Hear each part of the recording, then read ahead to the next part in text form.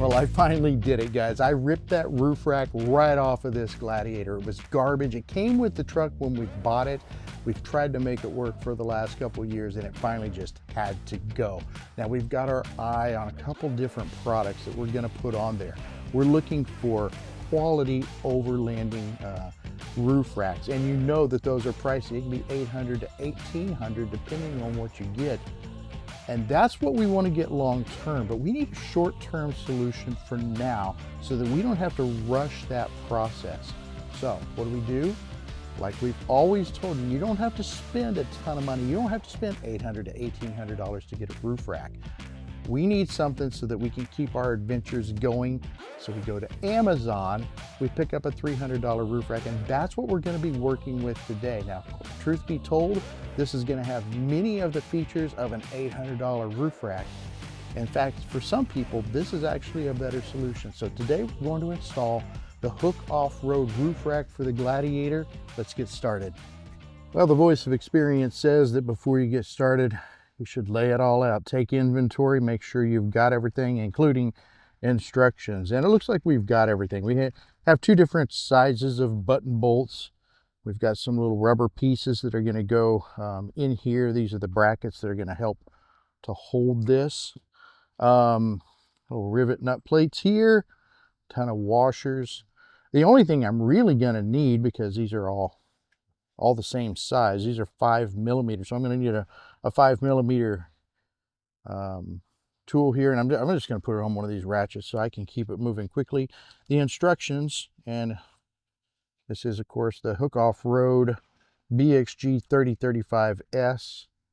Inventory on one page, instructions on the other, and there's really only 6 steps to this, guys. It's pretty straightforward. You have these plates right here. These are your bars that are going to go across, all your support bars that are going to hold all of your weight. You've got your side bars, and you've got your back and your front pieces.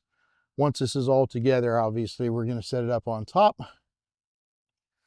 Let's get started. Now, step one is going to be to build the outer frame. So here we've got the front piece. Here's one of the sides. Here's the rear. And what we're going to need to do is just come along and bolt these in. Now there's 2 here, 1 on the top. There's 2 on the bottom. You can kind of see from there. There's the holes there. So come around this way, you can see, yeah, they've already got those in there. So we'll put the 2 from the bottom, 1 in the top, 2 in the back, and then we'll move up and do something similar on the front. 2 here, 1 on the top, and 2 on the front. Then, of course, we're going to need to move over, do the second outside piece. And then what we're going to have is like a picture frame that we've built as a basis to begin.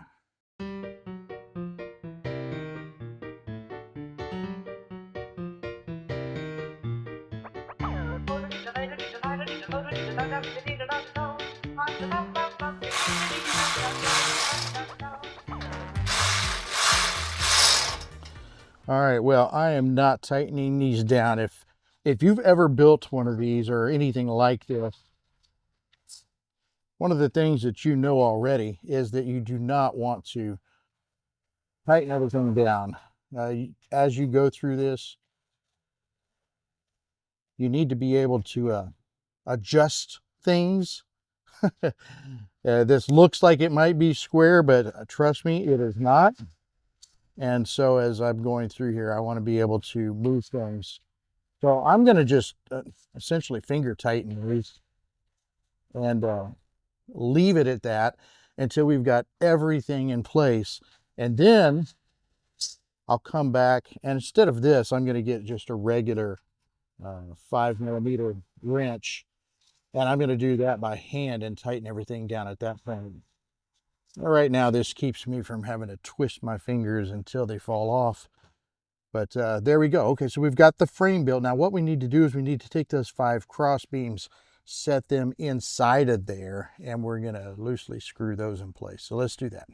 Now for now, I'm just going to set these in like this and kind of figure out where I want these to go. And then we'll go ahead and get these tightened down. I'm not going to worry too much about that. And I'm also not going to worry about measuring these out exact. Now, the instructions don't tell you go to the 13th slot. No, it doesn't tell you any of that. It just says put them in. So I'm going to eyeball this and put them in where I think I'm going to want them to be, knowing that I may have to come back and adjust this later. So I've got, for example, a mount that's going to be for my Starlink, and it's probably going to end up being right in this area.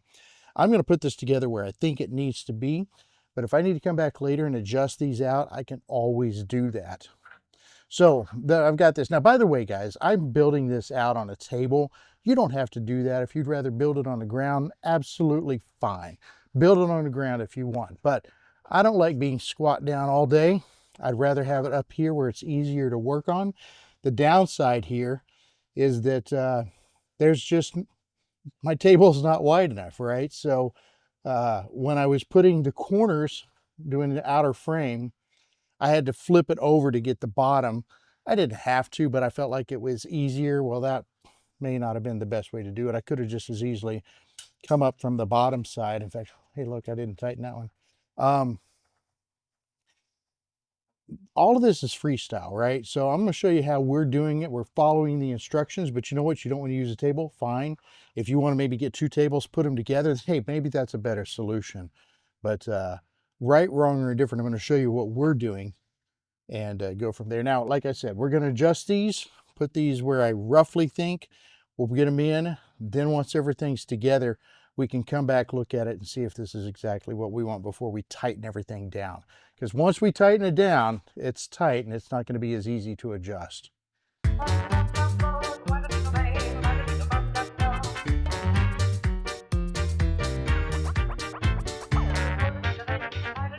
And before I put this last one in, let me show you what I'm doing here. So notice how these are already built into it. In fact, guys, this is actually a pretty quality build. I'm pretty happy with this so far. I'm using these to put this together just like this. Now, I mentioned there's two sizes of these button bolts. I'm using the smaller and a washer.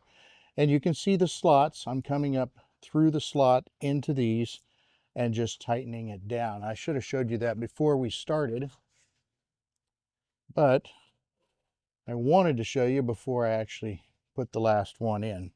All right, now if we look at our mounting brackets, there's actually two parts to this. Number one, the roof rack is going to mount on here. It will sit on here like this, and then this piece here is going to go into the rain rail that sticks out from the side window like this.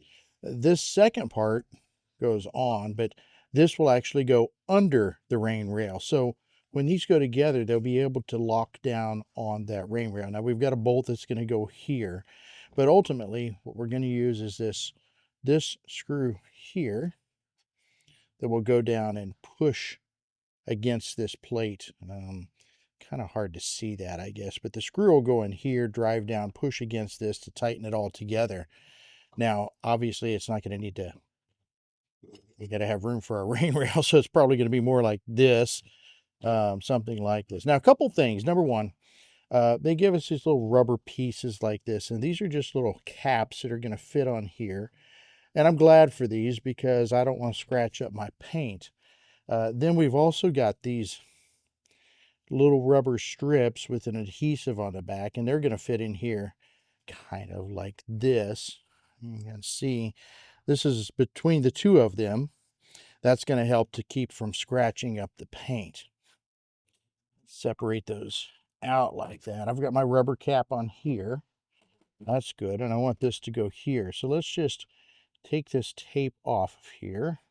These are always fun. But hey, look, got it. And let's just fit that guy right down in there. I'm going to press it down really good and make sure that it stays there. Now, between this rubber piece here and this foam piece here, as I tighten things down to ensure that that roof rack's on there, hopefully that's going to keep from scratching up my paint. All right, now I'll take the second part of that mounting bracket, and I'm going to have 4 of these guys, right? So I need these to mount onto the rack itself, and they're just going to kind of go on like this. I'll just line these holes up. They'll be able to slide this way, they'll be able to slide this way, and there's not a specific place to put this. So what I want to do is maybe put one, say here, one, say here, same on the other side. Just kind of distribute the load equally, and they're just going to bolt in there. Now, I don't want to tighten those down too tight because obviously we don't want to lose our ability to adjust as we go. Now, I'm going to use these guys as well. I'll fit those in the slot, actually from this way, and then that gives something for these to bolt into, just like that.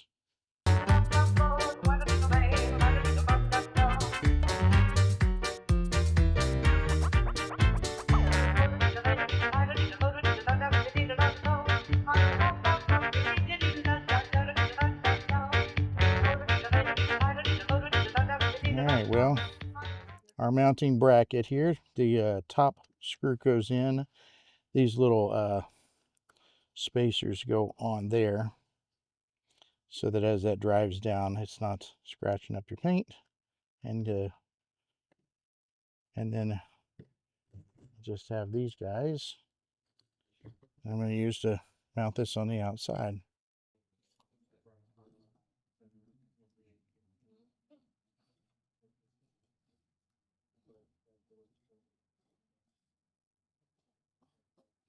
Yeah, I'm not going to tighten those down too much, but that's how it's going to go. You can see how I've got the adjustment ability there. So now it's time to do some tightening and adjusting.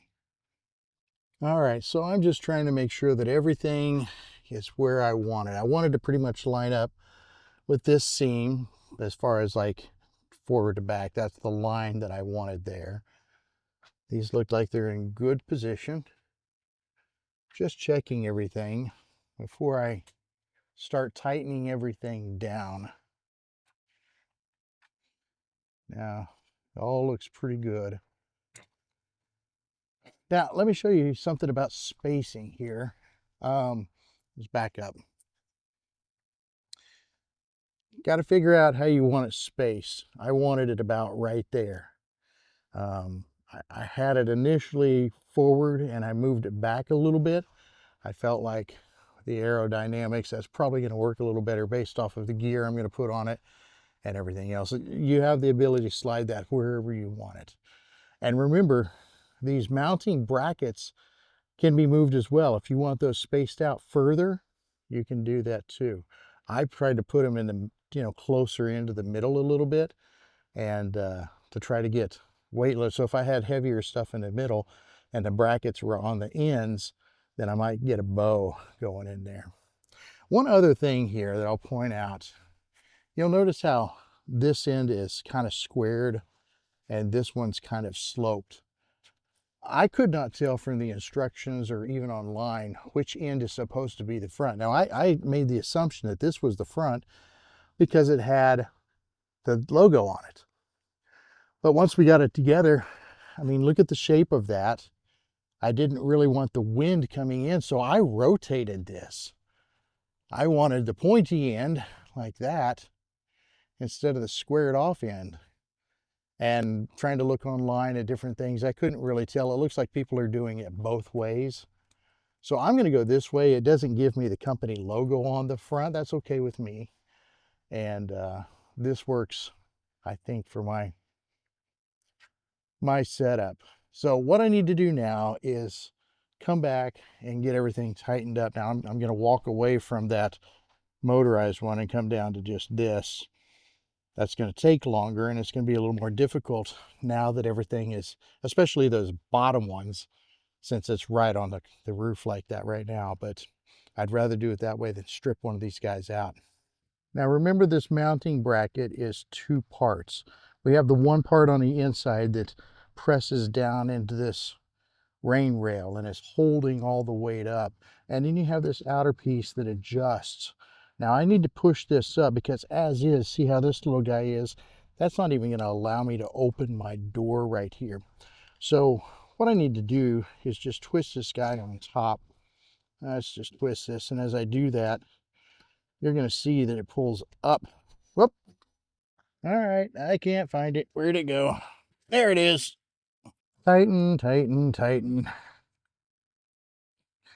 I really need to get this cranked down hard. Now, this is probably going to be the tightest bolt on the entire setup, because this is what really cranks down and holds the whole thing to the Jeep. So I'm not afraid to crank that. Now that's pulled up, I'm going to go ahead and tighten the front one now. Pull this guy around,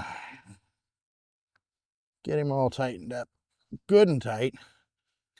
I was not tightening before, but now you're going to see me tighten everything down as tight as I can get it, of course without tearing up these bolts.